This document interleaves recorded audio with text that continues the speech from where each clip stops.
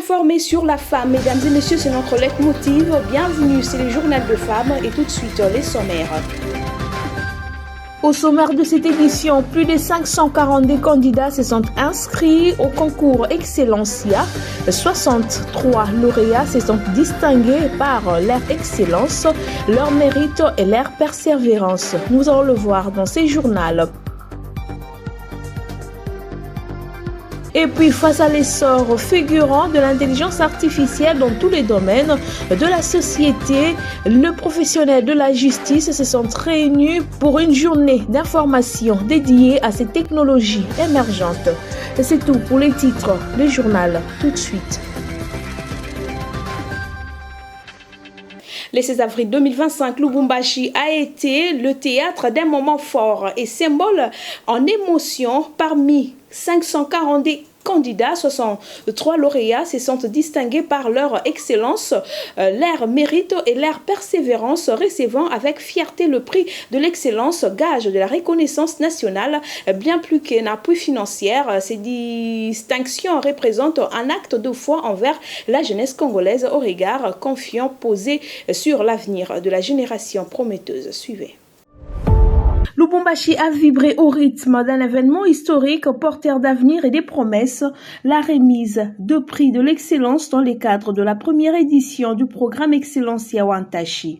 Parmi 542 candidats, 63 jeunes talents ont franchi toutes les étapes avec mérite, recevant avec fierté une bourse qui va bien au-delà d'un simple appui financier. Elle symbolise la confiance que la nation place en leur avenir. Le mot de la boursière, Tracy Amissi, résonne comme un serment. Aujourd'hui, nous sommes boursiers, demain, nous serons médecins, ingénieurs, agronomes, professeurs. Une déclaration forte qui illustre toute la vision et l'ambition d'un programme pensé pour transformer la jeunesse congolaise par le savoir. Ces projets initiés par la première dame Denise Nyakeru Tshisekedi n'est pas qu'une initiative symbolique et c'est une volonté politique traduite en actions concrètes, soutenue par des partenaires déterminés comme le gouverneur Jacques Kiaboula, les parents, les enseignants et tous les encadreurs qui, ensemble, font vivre le rêve d'un Congo où l'excellence devient un droit et non un privilège. L'excellence Yawantashi, ce n'est qu'un début d'un chantier éducatif prometteur, une sémence plantée dans les cœurs d'une jeunesse évide de réussite. Et si ces jeunes boursiers affirment qu'ils porteront cette bourse, non pas pour briller seuls, mais pour éclairer le chemin de ceux qui viendront après. Alors, c'est toute une nation qui peut croire à un avenir éclairé par le mérite, la discipline et le savoir. Un message fort, une cérémonie pleine d'essence et une jeunesse debout. Les Congos de demain s'est construit aujourd'hui. Face à l'essor fulgurant de l'intelligence artificielle dans tous les domaines de la société, la plateforme L'Information Improve RDC, en partenariat avec Law and Technologists, ont réuni le professionnel de la justice autour d'une journée d'information dédiée à ces technologies émergentes. Pour Maître Lise Mwalouké, l'objectif principal de cette rencontre était de fournir des connaissances de base sur l'IA, enfin de mieux préparer les acteurs du secteur juridique aux défis et opportunités liées à cette révolution numérique. Images et commentaires.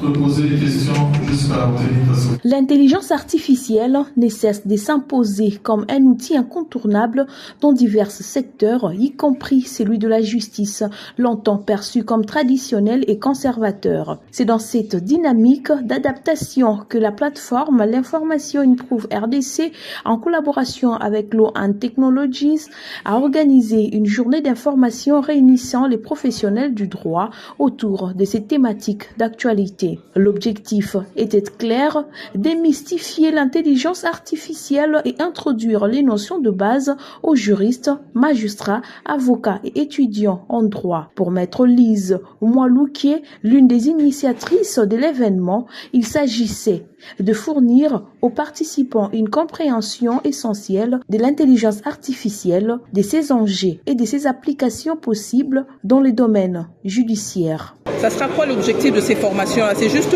outiller le juridique aujourd'hui, face à cette révolution. On n'a plus le droit de tourner le dos à l'intelligence artificielle. Le bon réflexe aujourd'hui, c'est d'être outillé. Vous avez vu qu'il y avait Maître Tetika qui a parlé du cadre légal. Qu'est-ce qui est prévu? Il y a eu des experts en cybersécurité et des experts en IA générative. C'est vraiment simplement pour outiller les juridiques d'aujourd'hui. L'initiative a été saluée par plusieurs intervenants, à commencer par Maître Varlette Mampassi, qui a exprimé sa satisfaction quant à la forte représentativité des professionnels et futurs juristes dans la salle. Selon elle, la diversité, les profils présents démontrent un intérêt grandissant pour la transformation digitale de la justice. En tout cas, nous sommes satisfaits. Vous l'avez remarqué, la salle déjà été remplie des professionnels du droit et l'engouement même pendant cette série de questions-réponses nous a fait comprendre que c'est une matière qui a suscité de l'intérêt auprès des professionnels du droit. Et je pense que nous finissons cette activité avec une note vraiment positive, tout en donnant rendez-vous pour une session beaucoup plus pratique sur l'intelligence artificielle et le droit. Les étudiants présents n'ont pas manqué de manifester leur enthousiasme, soulignant la valeur des connaissances acquises au sujet de l'intelligence artificielle et ses implications potentielles dans la pratique du droit congolais. Bon, pour ma part, je retiens qu'il est vrai que l'intelligence artificielle dans l'usage actuel est assez controversée, mais il est important d'en faire usage. C'est vrai qu'on pourrait croire que ça a tendance à remplacer l'homme, mais les intervenants nous ont montré que ce n'est pas le cas. L'intelligence artificielle nous permet plus de simplifier la tâche par rapport à plusieurs difficultés que nous rencontrions autrefois. En somme, cette rencontre marque une étape importante dans la sensibilisation du monde juridique aux nouvelles technologies. L'intelligence artificielle, loin d'être une menace, apparaît ici comme un levier d'amélioration de l'accès à la justice, de traitement des dossiers et d'analyse juridique intelligente. Une avancée prometteuse à condition que la formation, l'éthique et la régulation accompagnent son intégration progressive. La concession Contexte a accueilli une rencontre majeure placée sous le thème leadership féminin et de la participation politique de femmes organisée par Femmes Renfort. Cet événement a rassemblé de nombreuses figures engagées pour l'émergence de la femme en politique. L'hôte de la journée, Priska Maniala, a souligné l'importance du rôle de femmes dans la gouvernance et la prise de décision, appelant à une implication accrue pour un avenir plus inclusif. La question liée au leadership féminin et à la participation politique de femmes a réuni plusieurs femmes tout autour de la structure Femmes Réconfort. Cet événement a rassemblé de nombreuses figures engagées dans la promotion du rôle de femmes en politique pour partager les expériences avec l'auditoire. Un des points majeurs soulevés par tous les intervenants a été la nécessité pour chaque femme de commencer par se connaître soi-même. Cette introspection permet de mieux cerner ses forces, ses faiblesses et de définir une version claire de son avenir. Il s'agit de passer de moins 20% de femmes à l'Assemblée nationale à 40, 30, 50, 60, pourquoi pas 70% de femmes à l'Assemblée nationale. Mais pour arriver à ça, il faut d'abord prendre conscience de soi. Il est important, tout commence par soi-même et ça commence en nous. Ce n'est pas avec nous, ça commence en nous, à l'intérieur de nous. Dans les challenges, il y en a. Mais moi je dis, comment est-ce qu'on résout ces challenges? D'abord, à savoir qui on est, en chrétien, en tout cas moi en Christ, je sais qui je suis. Et avoir maintenant la sagesse. Et ça, le meilleur ami, c'est le Saint-Esprit. Dans cette même optique, Priska Maniala a rappelé que bâtir son avenir au quotidien est un élément fondamental du leadership. Elle a encouragé les participantes à travailler chaque jour sur leurs compétences, leur engagement et la résilience, afin d'incarner les changements qu'elles souhaitent voir dans la société. C'est-à-dire qu'en tant que femme, en tant que jeune, parfois, nous pouvons nous dire que quand on regarde la route vers le sommet, il arrive qu'on se dise que c'est impossible à atteindre. On se dit que c'est très loin et on n'a aucune idée du schéma. Mais évidemment, lorsque on est tout être humain d'abord, je crois que tout être humain pleinement a, comme on dit, dans son cœur des chemins tout tracés. Donc la destinée que Dieu lui a réservée. Mais la question, c'est le quotidien. Comment est-ce que nous construisons chaque jour? Quelle est la brique que nous posons à la bâtisse que nous sommes? L'événement a été marqué par des témoignages inspirants, des débats enrichissants sur les défis et l'opportunité liées à la participation des femmes en politique. Les intervenants ont souligné l'importance de la formation, du mentorat et du réseautage pour renforcer la présence féminine dans les instances décisionnelles. À travers cette initiative, Femmes Renfort pose une fois de plus de base d'un engagement fort pour l'émancipation de femmes en politique. Une rencontre qui aura sans aucun doute un impact durable et inspirera de nombreuses femmes à prendre leur destin en main. Et pour clôturer en beauté le mois dédié à la femme et célébrer son apport dans la société, la Fondation Glory World, en partenariat avec la Fondation Jetim Panou Panou, a organisé une conférence autour du thème Leadership féminin dans l'entrepreneuriat. Images et commentaires. Pour marquer de manière significative la fin du mois dédié à la femme, la Fondation Glory World, en partenariat avec la Fondation Jetim Panou Panou, a organisé une conférence autour du thème le leadership féminin dans l'entrepreneuriat, une initiative qui vise à valoriser la femme congolaise. Dès l'ouverture des échanges, le professeur José Loukoussa a planté les décors avec une intervention percutante en démontrant qu'il n'existe aucune différence entre les compétences de femmes et celles des hommes, une vérité souvent ignorée dans certains milieux, mais qu'il est urgent de reconnaître et d'affirmer publiquement. Nous trouvons que les femmes sont souvent encouragées à la formation professionnelle, rien que dans les domaines traditionnellement féminins, tels que les soins des personnes, tels que la vente, encore la communication. Et aussi, les femmes deviennent régulièrement perçues comme moins compétentes. Alors que, personnellement, de toutes les recherches que j'ai menées et des études que j'ai faites, je n'ai jamais vu une étude qui prouve la supériorité de la compétence de l'homme par rapport à la femme.